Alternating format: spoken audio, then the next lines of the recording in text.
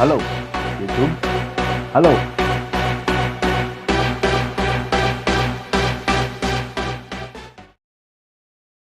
Ingat pesan saya di awal, jangan pernah takut mencoba.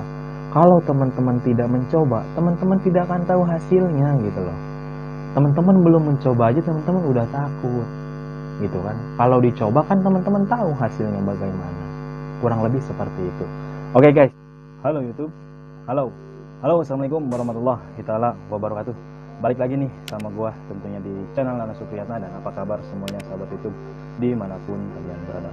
Oke teman-teman, jadi pada kesempatan video kali ini gua mau kasih lagi pembahasan atau gambaran tentang masalah tesnya di Alfamart, terutama untuk teman-teman yang sudah pernah ikut tes tapi gagal di tahap tes interview, di tahap tes psikotes, di tahap tes training, sampai dengan teman-teman salah pada saat pengisian formulir.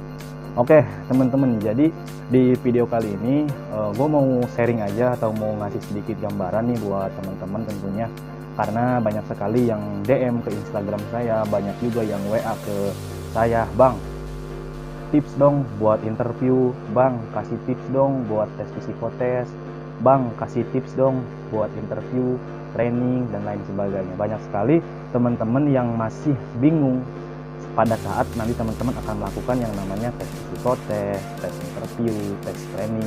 Apa aja sih bang memang yang sering ditanyakan, yang sering dibahas, dari mulai tes psikotes, dari mulai interview, dari mulai training. Sebenarnya teman-teman simpel untuk masalah tes psikotes di Alfamart, untuk masalah training di Alfamart, untuk masalah interview di Alfamart sebetulnya simpel, tidak terlalu sulit untuk saya pribadi ya. Tapi mungkin kalau buat teman-teman yang baru lulus, karena basicnya belum ada pengalaman, jadi masih bingung gitu, jadi masih banyak bertanya. Jadi pada kesempatan video kali ini mohon maaf sebelumnya kalau misalkan sharing saya tidak sesuai dengan apa yang teman-teman inginkan. Saya mohon maaf yang sebesar-besarnya, karena memang sharing di sini saya hanya ngasih gambaran buat teman-teman, karena teman-teman banyak sekali yang ragu buat itu tes psikotes, masih banyak teman-teman yang ragu buat tes interview, masih banyak juga yang ragu buat ikut tes training karena takutnya teman-teman itu nggak lolos, karena takutnya teman-teman itu nggak bisa jawab. Sebetulnya tidak harus begitu teman-teman. Kalau misalkan teman-teman punya keyakinan, teman-teman punya tekad, yakin insya Allah saya bilang semuanya pasti ada jalan. Oke, langsung aja teman-teman kita kasih pembahasan nih untuk masalah pertama di tes psikotes terlebih dahulu. Oke, jadi pembahasan tes psikotes di sini saya ngasih tahu buat teman-teman.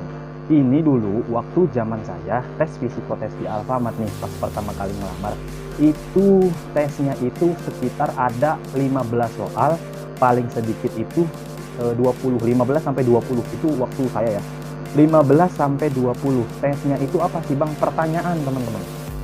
Jadi tes psikotes di sini itu larinya ke pertanyaan seperti teman-teman ujian atau ulangan sekolah itu di esai, paham nggak, di esai. Nah, jadi seperti pertanyaannya itu ya dibolak-balikan lah gitu kan, seperti misalkan apa yang kamu ketahui tentang kepribadian kamu sendiri, misalkan tentang perusahaan, terus perhitungan dicampur bolak-balikan dengan kosakata Indonesia ke matematika.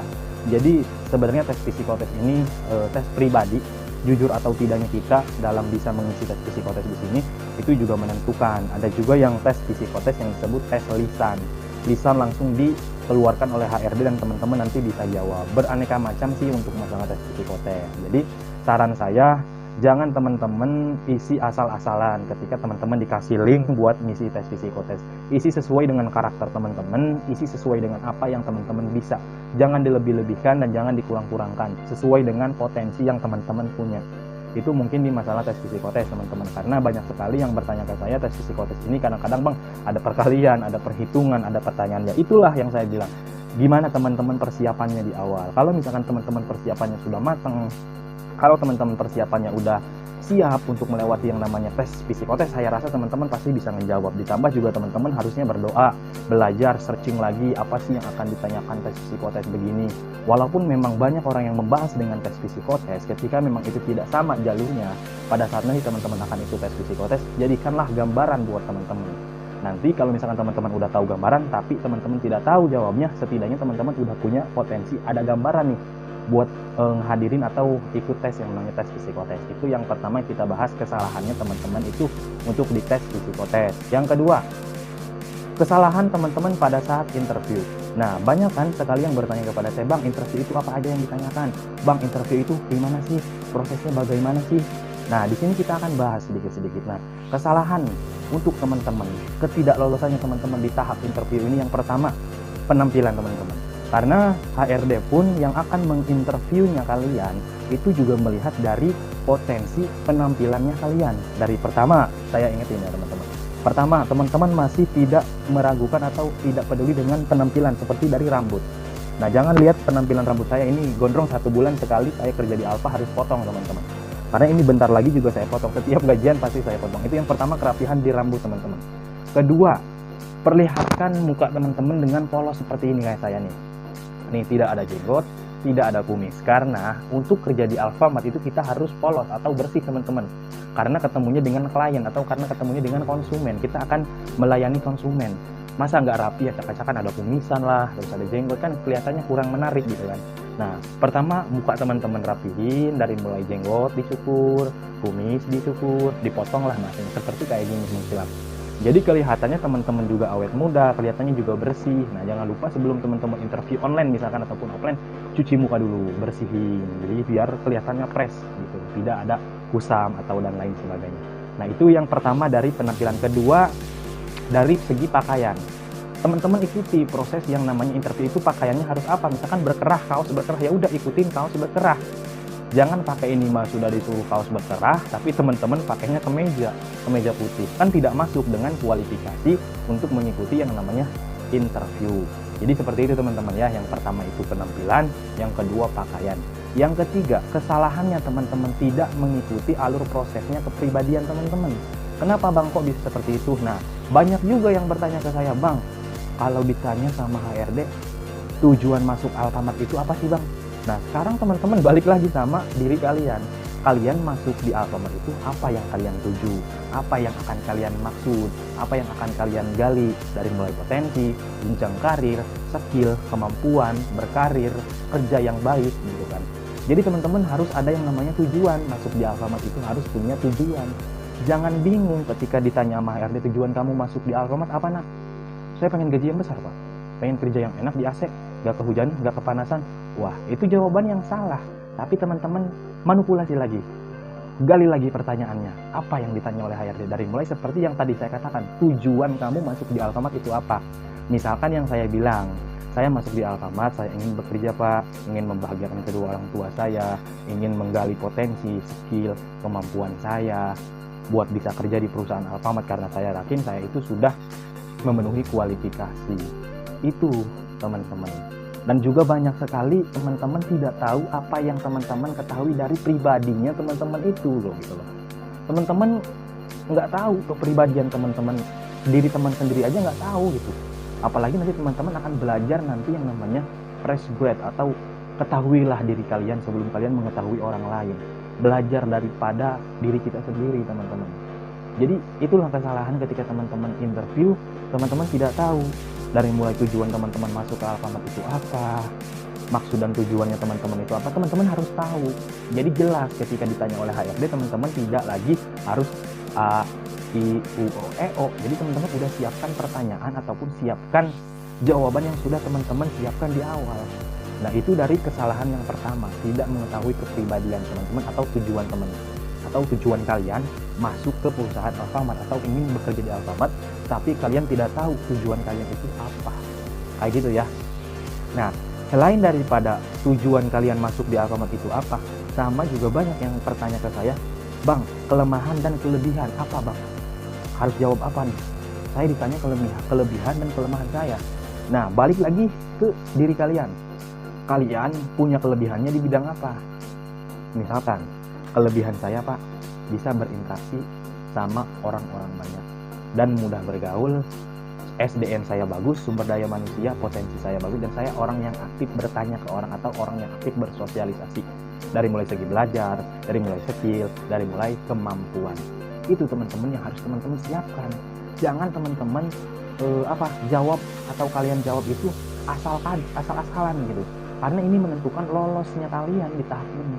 Belum nanti kalian ke tahap training, yang namanya kalian pembelajaran materi, pembahasan materi, pengenalan sistem kerja gitu loh. Nah, ditanya kelemahan kamu apa? Cukup simpel, kalian jangan bongkar kelemahan kalian. Misalkan, Pak, saya kurang dalam perhitungan. Boleh, itu normal, semua orang juga normal gitu loh.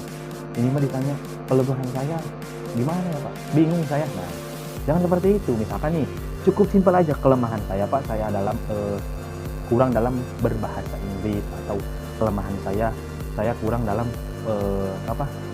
menyerap ilmu atau pembelajaran yang mana memang masih sulit untuk saya serap gitu kan. Jangan semuanya, simpel aja, sedikit aja gitu, jangan dikeluarkan. Nanti ini bakal jadi bahan pertimbangan untuk HRD.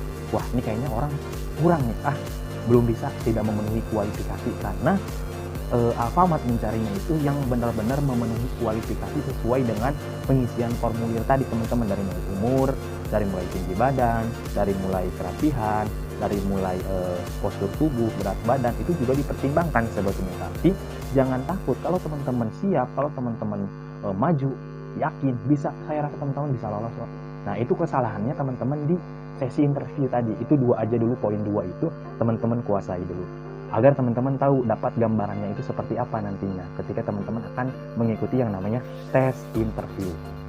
Oke, sesuai dengan tadi yang saya bahas, kita akan bahas yang namanya tes psikotes, tes interview, dan tahap training. Yang ketiga, pembahasan training. Nah, banyak juga yang masih bingung dengan masalah pembahasan di training.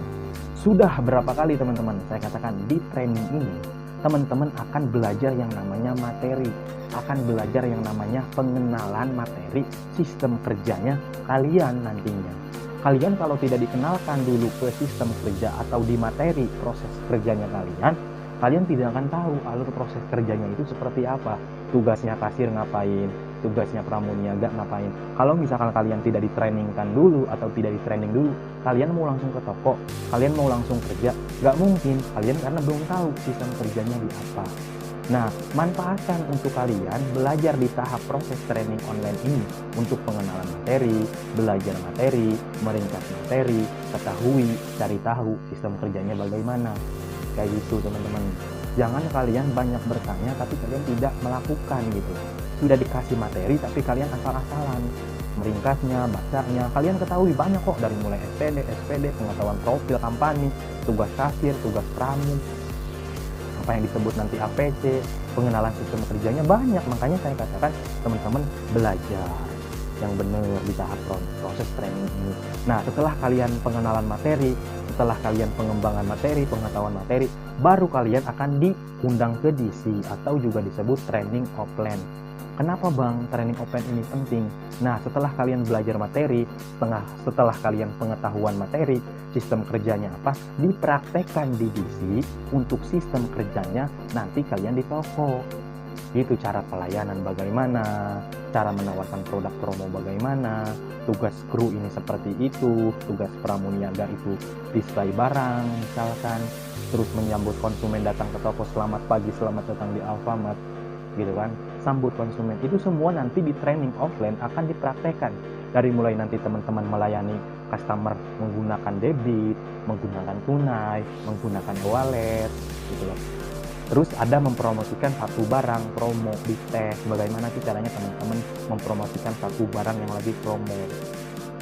Banyak, karena di tes training pun masih dalam tes akselerasi selection, atau juga bisa disebut masih tahap penyeleksian teman-teman.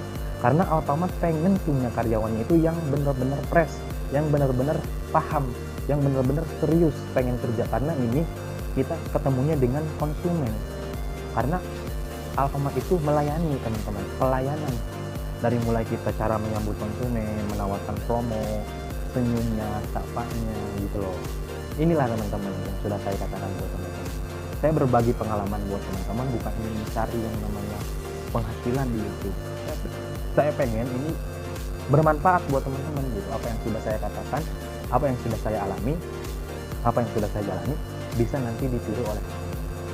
Jadi kayak gitu teman-teman. Ingat pesan saya di awal, jangan pernah takut mencoba. Kalau teman-teman tidak mencoba, teman-teman tidak akan tahu hasilnya gitu loh. Teman-teman belum mencoba aja teman-teman udah takut gitu kan. Kalau dicoba kan teman-teman tahu hasilnya bagaimana. kurang lebih seperti itu. Oke guys, nggak kerasa udah 17 menit kita sharing di pembahasan kesalahan dari mulai tes psikotes, kesalahan dari mulai tes interview, sampai dengan kesalahan tes training. Seperti itu teman-teman, mudah-mudahan teman-teman bisa dapat gambaran dari pertanyaan atau pembahasan dari mulai tes tadi yang sudah saya katakan 3 pembahasan, psikotes, interview, dan training. Mudah-mudahan bisa jadi bahan pembelajaran buat teman-teman, mudah-mudahan teman-teman juga bisa belajar dan bisa dapat gambaran di video saya kali ini. Oke teman-teman, next di video selanjutnya kita ketemu lagi. Sampai ketemu dengan saya di video selanjutnya, di sharing selanjutnya. Sampai ketemu di next video selanjutnya. Saya Nanang Supriyatna undur diri. Wabillahi taufiq wal hidayah. Wassalamualaikum warahmatullahi wabarakatuh. Jangan lupa subscribe, komen, like, dan share ya teman-teman. Bantu support channel ini mencapai 10 subscriber di tahun ini, kalau bisa lebih. Terima kasih. Sampai jumpa.